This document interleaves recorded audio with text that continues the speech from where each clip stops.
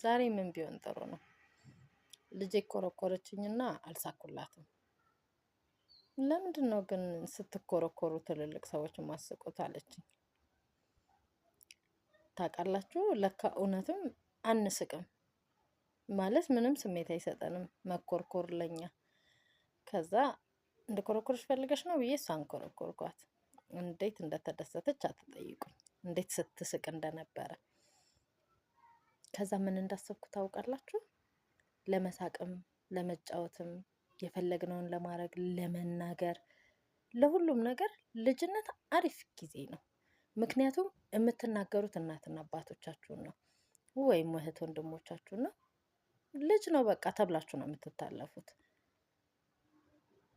እውነት እውነት ነው የምነግራችሁ። ይህንን ጊዜያችሁን በደንብ ተጠቀሙበት።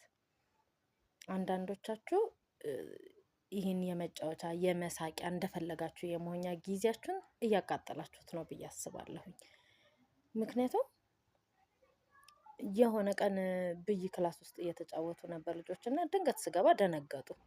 እንዴ ለምን ደነገጣችሁ? ጊዜያችሁ እኮ ነው ተጫወቱ እንጂ። እንደውም ገርሞኛል መጫወታችሁ ስላቸው እንዴት ቸርን እናላችሁ። እቺ ወርቅ ጊዜ ተመልሳ አትገኝም። ህይወት ራሱ አይፈቅድላችሁም እንደዛ እንድትሆኑ።